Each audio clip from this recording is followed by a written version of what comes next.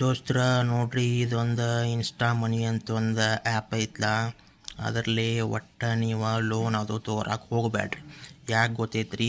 ಬೇರೆ ಕಡೆಯಿಂದ ಲೋನ್ ತೊಗೊಳ್ಬೇಕಾದ್ರೆ ಅವ್ರೇನೂ ನಮ್ಗೆ ರೊಕ್ಕ ಕೇಳೋದಿಲ್ಲ. ಯಾಕಂದ್ರೆ ಸ್ಟಾರ್ಟಿಂಗ್ ನಿಮ್ಮ ಅಸೆಸ್ಮೆಂಟ್ ಮಾಡ್ತೀವಿ, ಕ್ರೆಡಿಟ್ ಪ್ರೊಫೈಲ್ ಅಸೆಸ್ಮೆಂಟ್ ಮಾಡ್ತೀವಿ ಅಂತೇಳಿ ಇವ್ರೇನು ಮಾಡ್ತಾರೆ. ಇಲ್ಲಿ ಐತೆ ನೋಡ್ರಿ, ಇದು ಇನ್ಸ್ಟಾ ಮನಿ ಐತಿಲ್ಲ, ಇದು ನೋಡ್ರಿ, ಇದು ಓಪನ್ ಮಾಡ್ತೀನಿ. ಇದು ಏನು ಮಾಡ್ತೈತಿಪ್ಪ ಅಂತಂತಂದ್ರೆ ಸ್ಟಾರ್ಟಿಂಗ ಮನಿ ತೊಗೋತಾರೆ ಅವ್ರು, ರೊಕ್ಕ ತೊಗೋತಾರೆ ರೀ. ನೋಡಿರಿ, ಇದು ನಮಗೆ ಏನಾಗೈತೆ ಅಂದ್ರೆ ನಂದು ರೊಕ್ಕ ತೊಗೊಂಡ್ರಿ, ರೊಕ್ಕ ತೊಗೊಂಡು ಆಮೇಲೆ ನಮಗೇನು ಮಾಡ್ತಾರೋ ನೋಡಿರಿ. ಇದೂ ಆಗಲಿಲ್ಲ ನಮಗೇನು. V couldn't move forward with your loan application. ನೋಡಿರಿ, the decision isn't permanent. Many users face this during their first loan application.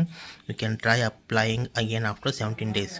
ನೋಡಿರಿ, ಇದು ಏನಾಗೈತಿ, ನಾ ಫಸ್ಟ್ ಲೋನ್ ತೊಗೋಬೇಕಂತ ಮಾಡಿನ, ಇದ್ರಾಗಿನ ತೊಗೊಂಡು ಏನು ಮಾಡೀನಿ ಅಂತಂದ್ರೆ ಅವ್ರು ಏನು ಮಾಡ್ತಾರೋ ನಿಮ್ಮ ಕ್ರೆಡಿಟ್ ಪ್ರೊಫೈಲ್ ಅಸೆಸ್ ಮಾಡಬೇಕಾಗೈತಿ. ಅದಕ್ಕೆ 199 299 ಇಷ್ಟರ ಲೋನ್ ಇದು ಅಮೌಂಟ್ ಇರ್ತೈತೆ ರೀ. ಅದನ್ನು ನಮಗೆ ಪೇ ಮಾಡಿರಿ. ಆಮೇಲೆ ನಾವು ಕ್ರೆಡಿಟ್ ಪ್ರೊಫೈಲ್ ಅಸೆಸ್ ಮಾಡಿದ್ರೆ ನಿಮಗೆ ಚಲೋ ಅಂತ ಲೋನ್ ಸಿಗ್ತೈತಿ ಅಂತೇಳಿ ಇವರು ಹೇಳ್ತಾರೆ. ಸೊ ಅದಕ್ಕೆ ನಾವು ಸ್ಟಾರ್ಟಿಂಗ್ ನಾವು ಬೇಡ ಅಂತೇಳಿ ಬಿಡ್ರಿ. ಆಮೇಲೆ ಏನಾಯ್ತು ನೋಡೋಣ ಬಿಡಪ್ಪ ಅಂತೇಳಿ ಸ್ವಲ್ಪ ಏನಾರ ನೀಡಾದು ರಿಕ್ವೈರ್ಮೆಂಟ್ ಇರ್ತೈತಲ್ಲ, ಸೊ ತೊಗೋಬೋದು ಅಂತ ನಾ ಏನು ಮಾಡೀನಿ, ಹೋಗಲಿ ಅಂತೇಳಿ ಒಂದು 299 ರೂಪಾಯಿ ಪೇ ಮಾಡೀನಿ. ಪೇ ಮಾಡಿದ ಕೂಡಲೇ ಏನು ಮಾಡ್ತಾರೆ ರೀ ಮಕ್ಕಳಿವ್ರ, ಸುಳ್ಳನ ಅಸೆಸ್ ಅನ್ಕೋತ ಇದನ್ನು ಮಾಡಿ ಏನು ಮಾಡ್ತಾರೆ. ಇಲ್ಲಿ ನೋಡಿರಿ, ಒಂದೊಂದು ಸತಿ ಬರ್ತೈತಿ ರೀ ಕ್ರೆಡಿಟ್ ಪ್ರೊಫೈಲ್ ಅಸೆಸ್ ಮಾಡೋಕೆ, ಒಂದೊಂದು ಸತಿ ಬರ್ತೈತಿ ಲೋನ. ಖರೆ ಒಂದೊಂದು ಸತಿ ಏನಾಕೈತಿ ಬರೋದಿಲ್ಲ.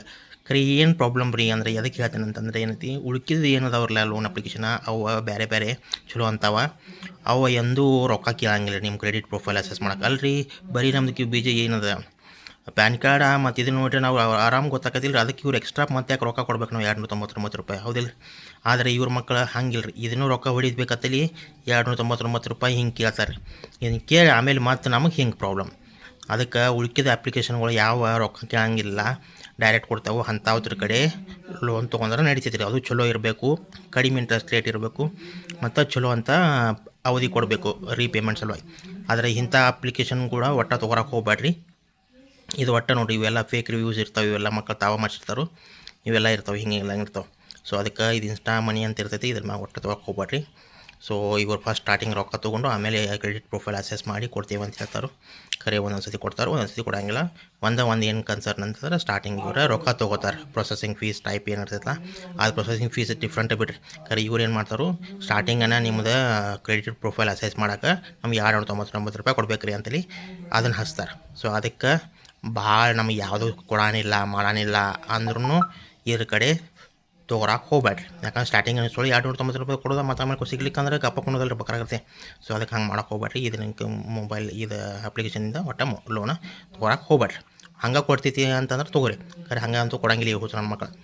ಇಲ್ಲ ಕೊಡಂಗಿಲ್ಲ, ಕೊಡ್ತಾರೆ ಹಂಗೆ ಕೊಡ್ತಾರೆ ಅಂದ್ರೆ ಬೇಕಾದ್ರೆ ತೊಗೊರಿ. ಓಕೆ, ಅದಕ್ಕೆ ಇದನ್ನು ಹೇಳಕ್ಕೆ ಬಂದೀನಿ ರೀ ನಾನು.